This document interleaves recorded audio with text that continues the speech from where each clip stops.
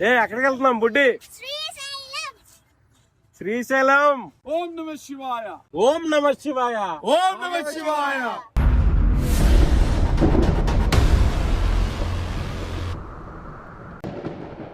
మా కిడ్స్ కి హాలిడేస్ కావడంతో మిడ్ నైట్ అప్పటికప్పుడు ట్రిప్ ప్లాన్ చేసుకుని శ్రీశైలం కి స్టార్ట్ అయ్యాము. రైనీ సీజన్ కావడంతో శ్రీశైలం వెళ్లే దారిలో ఉన్న రిజర్వాయర్స్ అందరూ ఫుల్ అయిపోయినాయి అనమాట. నైట్ టైం కావడంతో అంత క్లియర్ గా లేదు, కానీ ఆ వాటర్ ముందు నుంచుంటే జల్లు పడుతూ చాలా చల్లగా ఉంది. మా పిల్లలు అయితే కాసేపు ఎంజాయ్ చేశారు. ఈ ఇయర్ లో శ్రీశైలం వ్లాగ్ చేయడం ఇది 3వ సారి. ఆ శివుడు పిలుచుకున్నాడో లేక మా అదృష్టమో, గత సంవత్సరం నుండి ఇప్పటి వరకు 4 సార్లు శ్రీశైలం మల్లికార్జున స్వామి దర్శనం చేసుకున్నాం. ఇప్పుడు ఇంకొకసారి వెళ్తున్నాం. ఇక గణేష్ నిమజ్జనం టైం కావడంతో దారి పొడవునా ఆ గణపతిని తీసుకుని ఊరేగింపుగా వాహనాలు వెళ్తూ ఉన్నాయి. దీంతో దర్శనం గురించి మాలో కొంత కంగారు స్టార్ట్ అయింది. దర్శనం ఎంత టైం పడుతుందో అని మాట్లాడుకుంటూనే మొత్తానికి ఈగలపెంటలో ఉన్న శ్రీశైలం డ్యామ్ దగ్గరికి చేరుకున్నాం.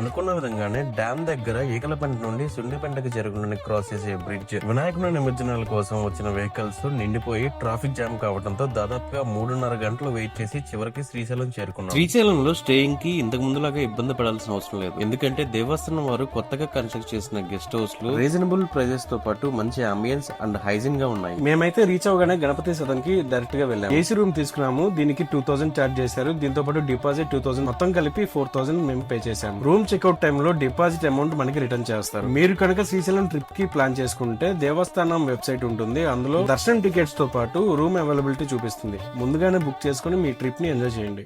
అప్పుడు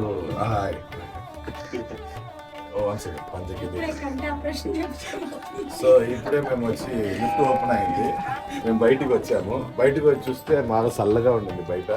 మా దర్శనం స్లాట్ కి టైం ఉండటంతో మొదటగా మల్లమ్మ కన్నీరుకు వెళ్ళాం. ఎన్నో సంవత్సరాల తపస్సు తర్వాత మల్లమ్మకి శివుడు దర్శనం ఇస్తాడంట. శివుని దర్శనంతో ఆమె కంటి వెంట ఆనంద బాష్పాలు కారుతూ ఉంటాయంట. అవి ఇప్పటికీ అలాగే వస్తూ ఉండటంతో దీన్ని మల్లమ్మ కన్నీరు అని చెప్పేసి పిలుస్తారంట. దర్శనం చేసుకున్న తర్వాత మాకైతే అద్భుతంగా అనిపించింది. ఖచ్చితంగా మీరు కూడా విజిట్ చేయండి.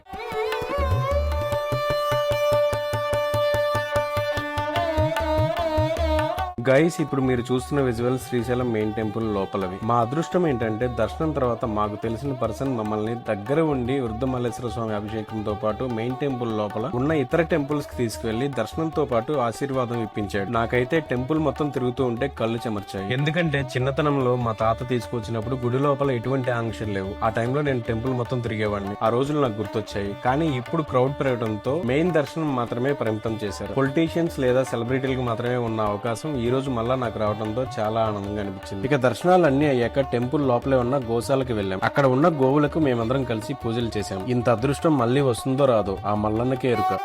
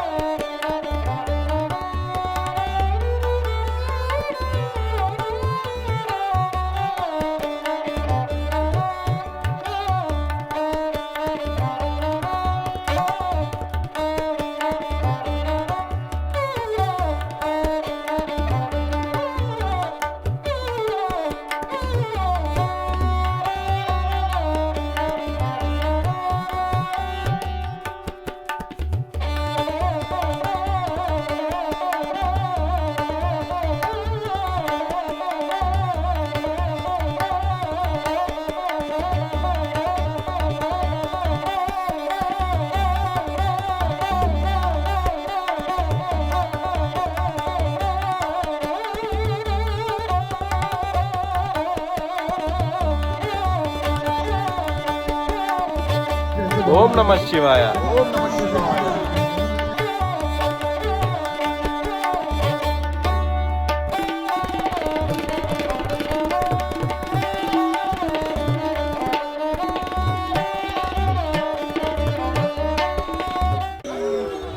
సరే రా. హ్యాపీయా? హ్యాపీ. ఎలా జరిగింది దర్శనం?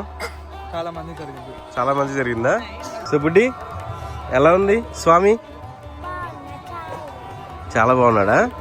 అమ్మవారు చాలా బాగున్నారా? మొక్కున్నావా? మంచిగా దండం పెట్టుకున్నావా? నువ్వు బుడ్డి హ్యాపీయా? ఎలా ఉన్నాడు స్వామి? అమ్మవారు బాగుందా? ఎలా జరిగింది దర్శనం? హ్యాపీయా? స్వామి అమ్మవారు